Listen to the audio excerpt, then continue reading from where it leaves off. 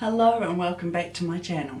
Today I'm starting a new series and it's going to be called Things I Have Learned About Makeup, be it applying, buying, well, anything basically.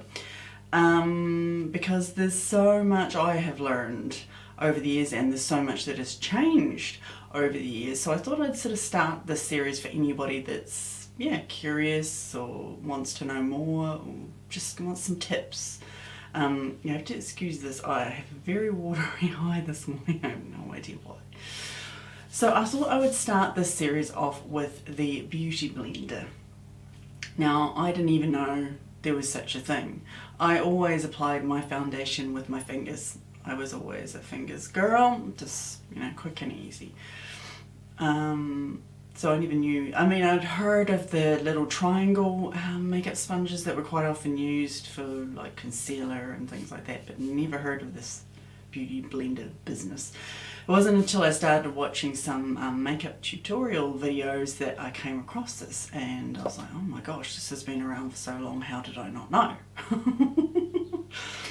So the first one I tried, of course, was the original Beauty Blender, which I don't actually have at the moment because I'm trialing some other ones. It's great. Out of all of the ones I've tried, it's definitely the best. I can see why it gets its 5-star rating, pretty much. It is the best. It feels nice and soft, lasts, and it does its job. So in case you're wondering, the Beauty Blender, that's a mouthful, basically gives you a foundation that, how can I explain it? Bit of moisture, bit more glow, for want of a better word. No, glow's not really the word I'm looking for. It just looks better. Put it that way. Fingers are great too, because you're warming the foundation up in your fingers before you're putting it on. With a Beauty Blender, of course, you're putting the foundation on your wrist to warm it up. Hand, what am I thinking? You're putting it on your hand to warm it up, then applying it to your face. Adds moisture to your face. I guess it gives it that kind of hydrated look. That's the word I was going for. But not only that, this works on people with oily skin, it works on everybody and still gives a nice finish. So that, I guess, is why it became so popular. The original Beauty Blender is quite on the expensive side, so it is $32 from Sephora. They're the only place I have found that sells the original Beauty Blender. I usually buy there's a 2-pack that comes with a Beauty Blender cleaner. I quite often buy that. The cleaner's not probably the greatest. It does a good job, but it's average. I'm really just buying it for the 2-pack. So the 2-pack is $68 and you get the cleaner. There are other ways to clean them. Some people soak them overnight. Some people just don't clean them as often, use a new one sort of every day and then clean a whole bunch at the end by soaking it overnight. I particularly don't like doing that idea because then it's sitting, germs are collecting. So I wash it every time I use it in the cleaner that I buy with the 2-pack. And that has worked on all the different sponges I have bought and cleaned with.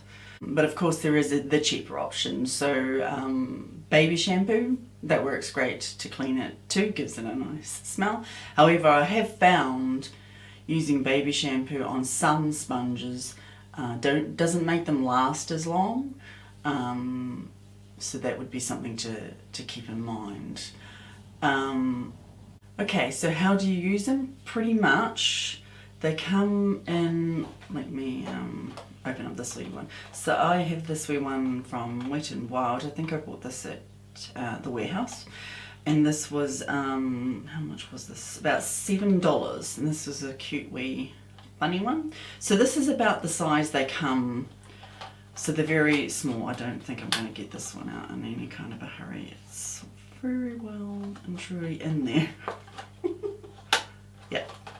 But anyway, that is the size. So they're very small when you first get them. And then of course, to dampen them, you're basically submerging them in water. So I run my tap. I always sort of have it about a warm temperature.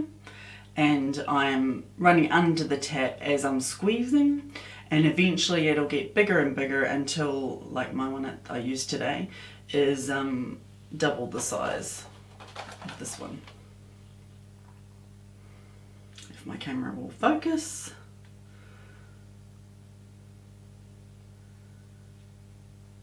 Excuse the dirtiness. And then once I've run it under the tap and got it a good size, I will then squeeze the water out of it. So when they say damp, they mean damp, not saturated and drowning in water kind of thing. So you want to get rid of some of the excess water. So I always have a face cloth or a hand towel, something handy, and then I'm constantly squeezing it in that towel to get a lot of the water out until it's just feeling damp. That's how you want it. So not saturated, just damp. And then it's perfect, it's ready to go. And as I said, foundation, apply it to the back of your hand, so you are still technically warming it up before you're applying it to your face. So put it on the back of your hand, then I just put my sponge straight on my hand with a dabbing motion, and then apply it to my face with a dabbing motion.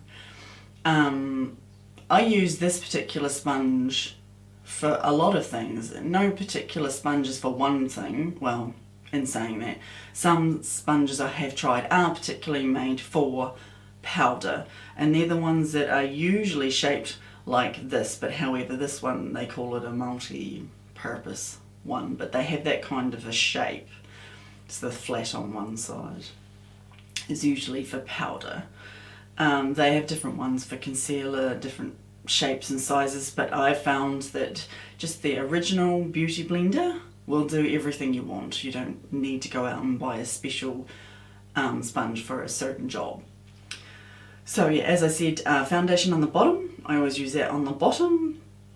Then I can use the same place for powder. So at the moment, the technique I'm using for powder, I will shake some into the, like my little Laura Mercier, I will shake some into the lid, then I will dip my powder in the lid, put it on my face. Of course it kind of goes everywhere, but if you're patting gently enough, it won't go everywhere. And then I will put that aside and finish off with the brush. I will put the brush in the lid with whatever's left, swirl it round, and put the rest on my face. Then if I need to do like a cream blush, I will then use this part of the sponge, that way, this part of the sponge, and again I will put it straight in the cream blush. Then I will not dampen, that's the word I'm looking for, basically get rid of the excess colour on my wrist. I wouldn't do it on the same wrist because it's had foundation on it. So on my other wrist I would forcefully get some of the colour out, so you're not just applying a big blob on your face, and then apply it to the apples of your cheeks. Again, you can do the same thing for highlighter. Say I wanted to use highlighter afterwards. So I've already used this side, I've used the bottom. I could then squeeze it together and use this part of the sponge to gently get some highlighter on, and again just gently put it in a C shape around my eye. So there are tons of ways to use it. I don't believe you need a certain sponge for a certain thing. However, if you are like that, then go for it. The only different sponge I do use is for concealer. So I've actually got the box. So it retails for $24.99, and this is at Farmers, and it comes in a 2-pack like this. If my camera will focus. There we are. Real Techniques. What do they call it? Diamond? No, they don't really have a name for it. Real Techniques by Sam and Nick. I'm getting my words wrong. And I use that for under my eye only because I find, I don't know why, but for some reason I find it quite difficult. I mean, you can use this for the under the eye as well. Again, you could position it along this piece. I just find that's too wide for me. I find I get it everywhere if I try and use a big sponge for under my eye. So I like the diamond shape because it's getting in right into the corner, and then I can just spread it around. I have to use these dry. The reason is I have very like watery eyes, like today, this one in particular, and just having a damp one just makes it worse, pretty much. So I use it dry, which is why it's not any bigger than in the packet. But you could certainly use it damp. I think originally when I did first buy it, I used it damp, and then found, okay, this is not helping when you've got watery eyes, and my watery eyes seem to get worse and worse as I'm getting older. So, well, I guess you could call them sensitive eyes in a way. Anyway, so that's why I use this for under my eye to do my concealer, and I use it dry. So how often should you replace a beauty blender? It depends. If you're a person who's using it every single day and washing it every single day, then, so I'm talking like 5 days of the week, we'll say, you want to replace it at least once a month, okay? If you're going and you're using it, say, once a week, twice a week, then you would not need to replace it as often. I try and replace mine every month or 2 months if I can kind of stretch it out. This one, I think I'm coming up 2 months. It's just finally starting to get some damage in it. How do you tell if they need replaced? They basically start to feel strange, I guess you could say. Because I'm guessing there's a build-up of product. I mean, you're never going to get into the middle of this. Well, let me know if you have, and get it 100% clean. So I guess product builds up, and that's why you need to replace it. This one was from Sephora as well, but I cannot remember how much it was. This was like the new microfiber, I think they're calling it, sponge. I thought I'd try this out, and so far it's been very good. What else? The Wet n Wild one, I've told you that one. The other one that I found is really good is the one from Kmart, but this one's been a bit hit and miss as to when you can get it and when you can't get it. The first time I got it, I think I got it in like a triple pack or something like that, and it was amazing. It had that soft feeling when you were using it, and did the job just as good as the original beauty blender, and cheaper too. And then I haven't seen it since in that triple pack. They do sell them individually, and then this new brand, well, it's not new, it's been there for a while, basically blew up and they stock this more. So this is, I'm not sure if they're pronouncing this OXX or OX, or I have no idea. Let me know if you do. And this was their 2-pack from Kmart, and I cannot remember how much I bought that one for. But so these ones are on my next list to use after this one, of course, finishes. But I'm hoping these two are just like the triple pack. But the thing about the triple pack is I'm not sure that it was the same brand. But you read the Kmart reviews, they certainly say they are good. So I'm hoping that is the case. So which one would I recommend you buying if you were trying it for the first time? For the first time, I would definitely go with the original beauty blender from Sephora.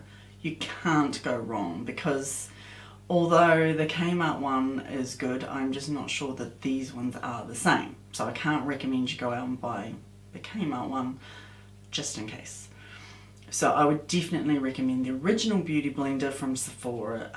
Sephora are really good. They're a good website to deal through. Just search up Sephora NZ. I will actually link most of these sponges below, hopefully. Really good to deal with, really quick. A couple of days and it can be here, sometimes even overnight. It's very good.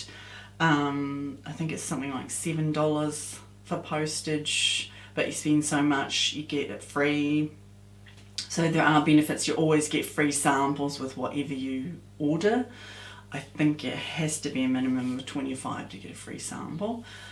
And yeah, so I would definitely recommend going with the original Beauty Blender, and you just buy it by itself. It's a single one for $38.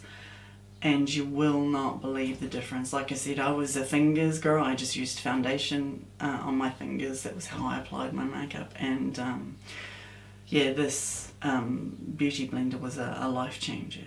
I mean, you're still getting a dirty hand, technically. But it's just the finish, I guess, is what I'm looking for. The finish is amazing. It just looks hydrated. It looks healthy, no matter what foundation you use. So yeah, let me know in the comments if you do end up trying this. I highly recommend you do. If you're like me and always been a fingers girl, go for it. Give it a go and let me know.